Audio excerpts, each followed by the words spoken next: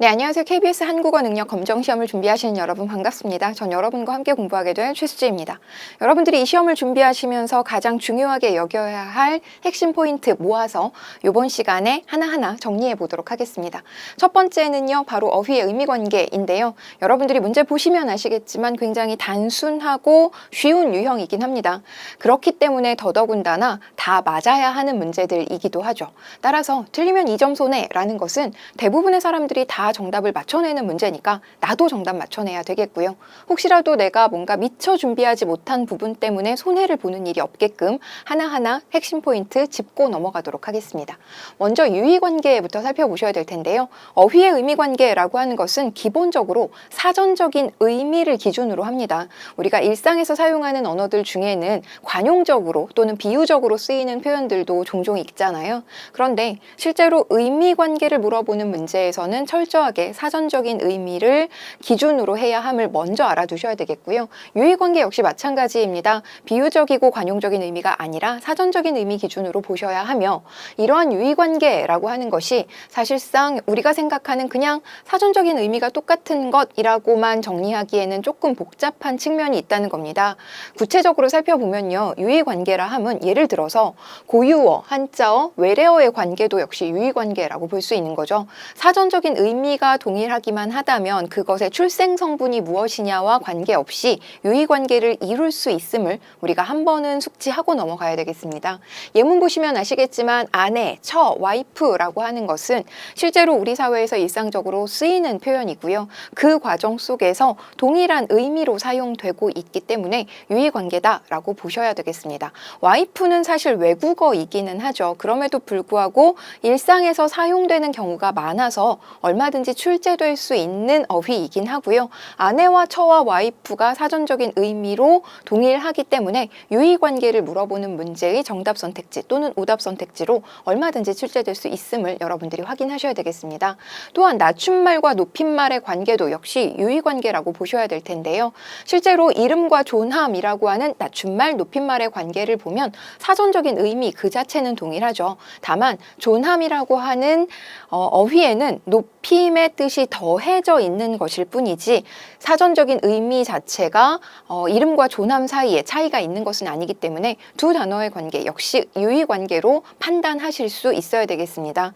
세 번째로는 감각어도 있는데요. 감각어 같은 경우에 우리말의 경우 특별히 더 발달되어 있는 측면이 있죠. 우리나라 사람들 뭔가 오감이 예민하잖아요. 그래서 이 시각적인 측면이라든가 촉각적인 측면, 청각적인 측면에서 굉장히 많은 감각어들이 발달되어 있는데 역시 그 어감은 조금 다르다 하더라도 사전적인 의미가 유사한 경우에는 유의관계로 보는 것이 맞습니다. 따라서 우리가 유의관계가 출제돼요 하면 뭐 너무 쉽네 이렇게 생각하기 쉽지만 선택지를 딱 보면 아 이거 정말 유의관계라고 봐야 하나? 라고 고민되는 지점이 있거든요. 그러나 요 케이스들에 해당되는 것들은 얼마든지 어떤 높임의 의미가 좀 추가적으로 더해진다 아니면 뭔가 더 찐하다라는 어감이 더해진다 하더라도 의미 자체, 사전적인 의미 자체가 동일한 경우 유의관계로 보는 것이 맞겠습니다. 그렇다면 반의관계도 살펴봐야 될 텐데요. 반의관계라고 하는 건 그렇죠. 반대되는 뜻이라고 그냥 막연하게 생각해버리면 선택지에서 고민해야 되는 상황들이 굉장히 많이 발생합니다. 그래서 핵심적으로 그 반의 관계는 다시 어떤 분류가 가능한지 좀 살펴봐야 되겠습니다. 예를 들어 살다 죽다 같은 경우 반의어 관계라는 것을 우리가 충분히 확인할 수 있죠.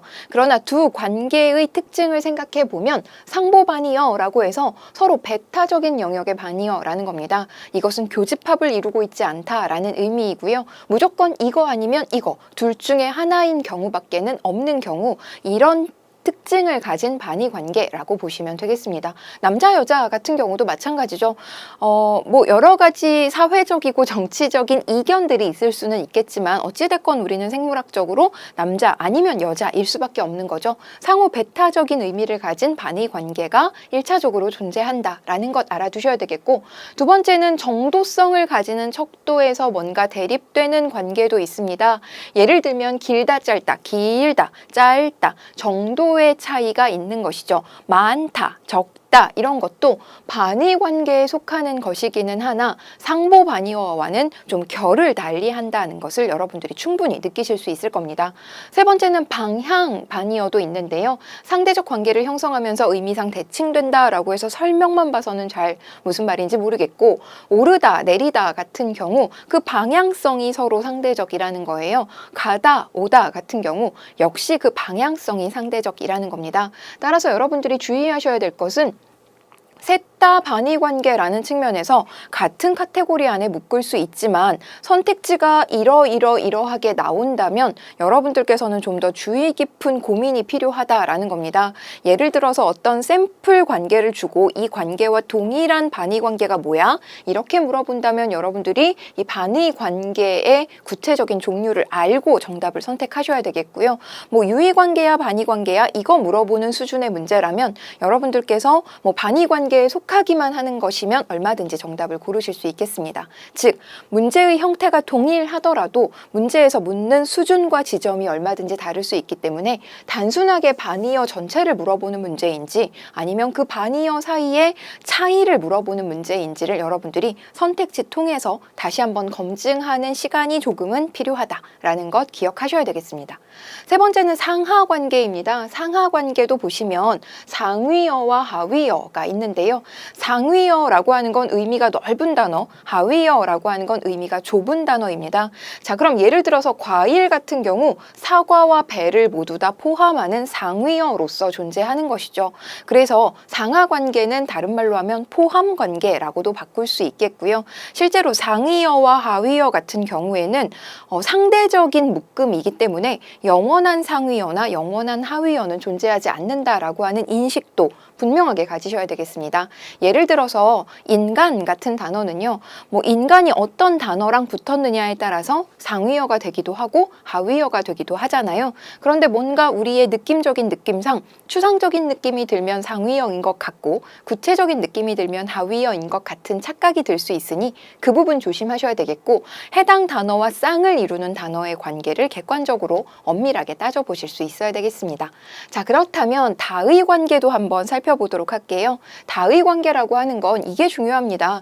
중심적인 의미에서 주변 의미로 확장됐다는 거예요. 즉 태초에 어떤 뜻의 단어가 있었다라는 겁니다. 그리고 그런 단어의 의미가 점차 커지면서 좀 더 다른 파생적인 의미로 확장되는 관계를 우리가 다의 관계라고 하는데 예를 한번 보도록 하죠. 가다 같은 경우 실제로 go라는 의미가 분명하게 있었잖아요. 이 go에서 출발해서 뭔가 시간이 흐르다라는 의미도 있고요. 날이 가고 있다, 뭐 날짜가 지나고 있다 이런 식의 표현을 쓰잖아요. 그리고 어떤 학교에 가다 이런 식의 표현으로도 확장되어서 이 가다의 의미가 굉장히 여러 개가 되었다라는 겁니다. 다의 관계라고 하는 건 여러분들이 사전을 보시면 명확하게 확인하실 수 있는데요. 중심적인 의미의 그 구체적이고 세부적인 의미가 이렇게 동일한 순서대로 동일한 위상으로 붙은 관계의 경우에는 다의어라고 볼 수 있겠습니다. 그런데 우리가 뒤에서 살펴보게 될 동음이의 관계 같은 경우에는요. 서로 세 단어 간의 의미 관계가 무관한 거예요. 즉 모양이 똑같은 것일 뿐이지 원래 태초부터 다르게 태어난 단어라는 겁니다. 그래서 역시 사전 찾아보시면 아시겠지만 원래 얘가 중심 언어, 중심 어휘로서 딱 존재하고요. 그것에 대한 사전적 의미 설명이 있고 이것과 동음이의 관계인 단어는 아예 별도의 표제어로 다시 제시한다는 겁니다. 앞에서 우리가 살펴봤던 다의 관계와는 조금 다르죠. 다의 관계의 경우에는 가다에 대해서 세부적인 설명, 세부적인 의미가 여러 개 나열되어 있는 형식이라면 동음이의 관계는 사실상 그냥 우연히 모양이 똑같은 것일 뿐이지 서로 출생 성분 자체가 다른 단어들인지라 각각의 표제어로서 따로따로 제시되는 사전에서의 모습을 확인할 수 있습니다. 동음이의 관계와 다의 관계를 섞어놓고 물어보는 문제는 우리가 난이도를 따져보면 굉장히 낮은 난이도 정도라고 평가받는 문제이기는 하지만 그래도 희한하게 오답률이 꽤나 자주 발생하는, 오답률이 꽤나 높은 문제 유형으로 판단될 수 있거든요. 여러분들이 유의관계, 반의관계, 포함관계의 의미 차이를 명확하게 확인하셔야 되겠고, 동음 이의관계와 반의관계가 헷갈리지 않게끔 자주자주 예문을 통해서 익숙하게 만들어 두는 시간이 좀 필요하겠습니다. 자, 이렇게 해서 우리 어휘의 의미관계 간단하게 정리했는데요.